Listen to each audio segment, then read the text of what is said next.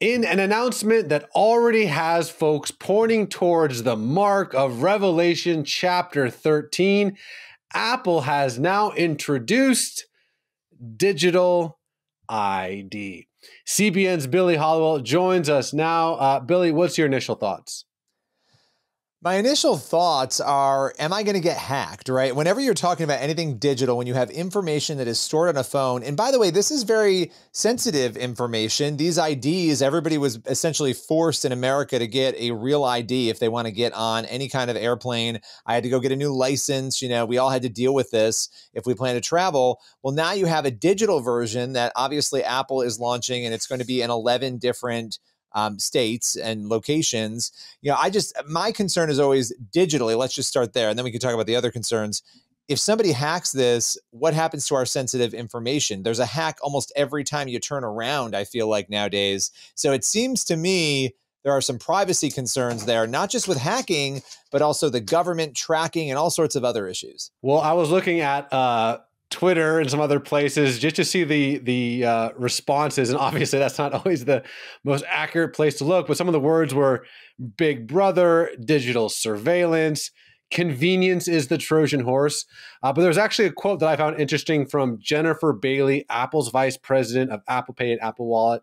She said this, and I don't know if she even caught that she said this. She says, with the launch of digital ID, we're excited to expand the ways users can store and present their identity, all with the security and privacy built into iPhone and Apple Watch. And I think what's really interesting is that obviously Keir Starmer, the Prime Minister of the United Kingdom, announced something very similar across the pond, and people immediately started putting up the red flags, being like, whoa, whoa, whoa, whoa, whoa, because whether you think this is going too far or not, it definitely points people back again to Revelation chapter 13, starting in 16. It says, it also forced all people, great and small, rich and poor, free and slave, to receive a mark on their right hands or on their foreheads, so that they could not buy or sell unless they had the mark, which is the name of the beast or the number of its name. And I think,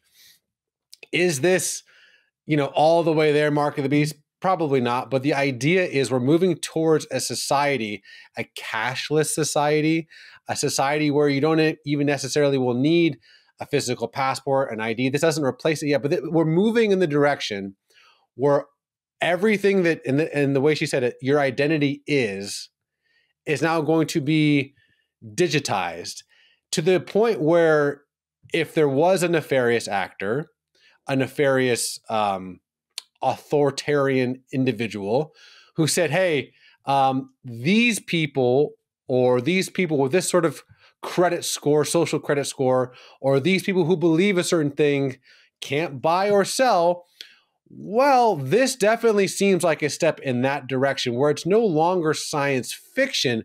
That's why I think people are starting to freak out online. But Billy, I know you've thought a lot about this whole Revelation side of things. Do you think this is headed in that direction?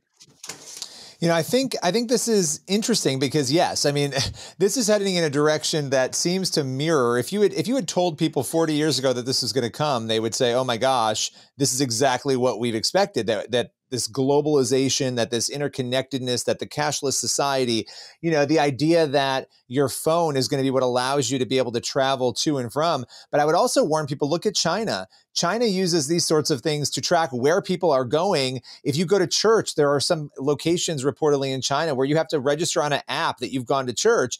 This becomes very concerning in a world in which there is freedom and liberty and truth and a First Amendment. Okay, fine. I guess this is, a minor inconvenience or you risk hacking. But in a world where those things don't exist, even from a structural political level, this can be disastrous and dangerous. We see that in China, again, in other locations around the world. But when it comes to the theology around it, absolutely, this feels very much like the steps you take. I'm not saying this is the mark of the beast. I'm saying these are the steps you take getting towards that sort of thing where everything is stored in one place. And if you don't fall in line with what the government says, or, I'm talking in the future, if things change, are you going to be able to participate? Are you going to be able to purchase food? Or, I don't know. I mean, think back to COVID. If you didn't have the ID, you couldn't eat at restaurants. And that's the thing, Billy, is a lot of this seemed like science fiction. That a lot of this seemed like, relax, guys. But to your point, and I think that is why no one has trusts in anything anymore, because it's like, you didn't let us. I mean, I remember when they were literally sanding over skating pits in Southern California, blocking off the beach. And it's like, y'all really went that far last time. So it's like, this isn't out of left field. This isn't unprecedented. And maybe with more oversight, more digital power, again, a nefarious actor could move on this. And so the question is, well, let me put it this way. I genuinely think this is one of those conversations that's extraordinarily interesting. So please put your comments in the comment section. And it's not just, like or dislike, that's fine. But like, I honestly want to know what your thoughts are. Like, do you think this is heading in that direction? Would you resist? Would you say no thank you to a digital ID? I know folks in the UK are pretty upset about Keir Starmer more or less mandating that for that nation. Do you think we're heading in that direction? What would happen if that was a mandated thing in the United States? So again, really curious to hear your thoughts. So please let us know in the YouTube section, in the YouTube comment section, because this is a fascinating story to say the least. But Billy, I appreciate your time, my friend. Thank you.